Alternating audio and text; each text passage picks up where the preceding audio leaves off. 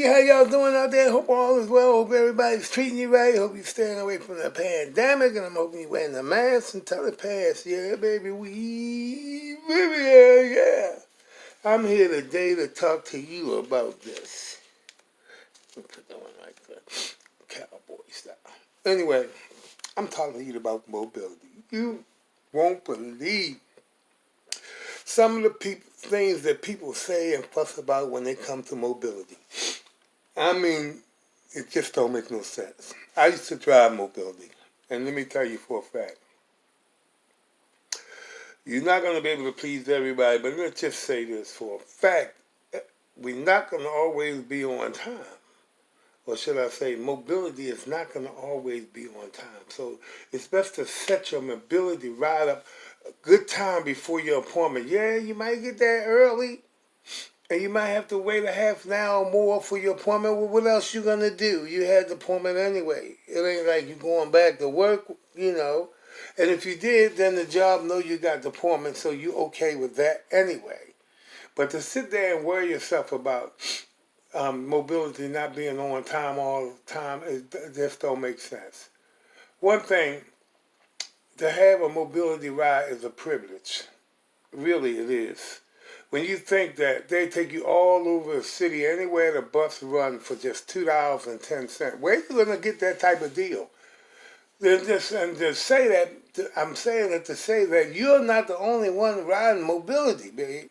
You're not the only one riding mobility, and I speak this because I drove mobility, and it's been a lot of times I wasn't able to get to different places on time. It's just not gonna happen. One thing, you know, the average person that's fussing is this type of person anyway. When you go to their house, they have half time they're not ready. So you have to wait for them, you know.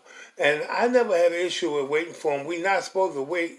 Well, they are not supposed to wait over 5 minutes, but I've seen times when I did. Because everybody don't make it out in time in 5 minutes. So you just think, if you holding the mobility up, then somebody else going to get the mobility late. But you're not going to fuss about that. You know why? Because you held the mobility up. But to make a long story short, people, try to ease your mind, and it's like this. If a driver come to you late, it's pretty much not his fault that he's late. Um, he's Sometimes they'll send him somewhere else. They know he's supposed to be at you, but for some reason that somebody else was supposed to have been where they're supposed to be earlier than you, and their driver broke down. So then they had to switch drivers and so on and so on, so it's going to make you late sometime. So in order to alleviate being late for your appointment, get there half an hour earlier. Normally they get you there half an hour early anyway, because if you say you want to be there at 10, they usually try to set the ride up for like 9, 9:10. It's according to how far you're going, so they can get you there in time for your appointment. But it's not all the way like that. That's not the way life is anyway, people. You know it, but you choose to ignore it. No, you're not going to always be on time with mobility. Really, you should just be thankful that you got mobility, because it's a door-to-door service. It's like a limousine service, but it's not a limousine because they got hundreds of people to pick up. And they have, a lot of times, they short on drivers. So I'm saying this to say, instead of getting yourself all worked up, try to get there early. And for God's sakes, if the man come late, don't be having no attitude with him. He got enough problems. You don't know what type of problems he's dealing with. You dealing with problems. He's dealing with problems. He's human. You human. So you got to think about somebody other than yourself. Let me say that again. You have to think about somebody other than yourself and say, well, I know he don't want to be late. You know, I know he don't want to stay overtime. Sometimes they have to stay overtime forcefully just to get you home. But you don't think about that. You just thinking about getting home for that $2.10. You know, $2.10, they take you anywhere the MTA bus go.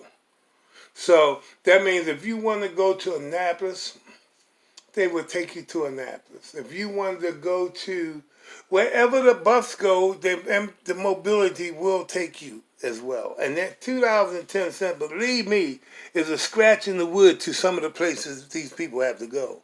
Like Owens Mill, they live over in East Baltimore and they have to go all the way to Owens Mill.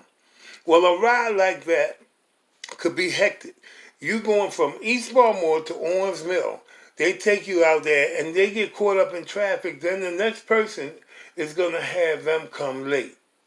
Not they want to be late. They're going to be late because that's the way it is, because it's not that easy driving mobility. So I'm saying all this because me and the driver was talking today because my daughter uses mobility. So I try to be polite to the drivers as much as possible because I used to drive. And I tell them, they say, well, I'm sorry that I'm late. I say, I understand. I appreciate you anyway. You know, I appreciate you coming. Thank you. Thank you for, telling me that you're sorry. But I know how it is out there. That's what I tell them. I know how it is. Tell them what's going to happen. If somebody get in an accident, you stop and you can't get around them, what you going to do? You're going to wait till you can move. Tell the police officer or whoever, let you move. So, people, don't fuss with your drivers and ruin their day because they get to you late. You know what I mean? Yeah, you got different strokes for different folks. You got some drivers that can be a little tight, a little mean at times. But they human beings. We don't know why they acting mean. Maybe they caught their wife or somebody or something. I don't know what they did. But something could have upset them, so they coming to work upset. They should really stay home if they that upset. But maybe they can't afford to stay home, so they come to work anyway. And then you fuss at them talking about gabba, gabba, gabba, gabba, gabba, gabba. See, dispatchers can mess them up too. Yeah, because a dispatcher can take you from East Baltimore and out Owens Mill just by saying, look, we got to pick up out Owens Mill. Okay, we're going to call them and tell them you're going to be late. You got to get this pickup because they've been waiting for an hour. And that pickup could be you one day. That pickup could be you the one waiting because the bus you were supposed to catch broke down and somebody else had to substitute for them and come get you. You're not going to fuss about that. You know why? Because it's you. So think about that the next time you think about fussing at one of the bus drivers or one of the people that you talk to, like the late people when you call in. Don't argue with people. Don't argue with people because their hands are tied. Usually their hands are tied. That means they can't do nothing about what happened. Dispatchers can run you all over the place. People are going to be people, okay? Different strokes for different folks. Some do, some don't, some will, some won't. So that's the way it goes. So I'm going to say, on that note, try to be happy with your bus driver and treat them nice because they be going through something too. Not just with the people they ride, with the dispatchers. The dispatchers can get on your nerves as well. But we need the dispatchers. They human too. So on that note, I'm going to say stay safe, wear the mask and toilet pass, and we enjoy the MTA all the way, MTA all the way, MTA all the way, MTA.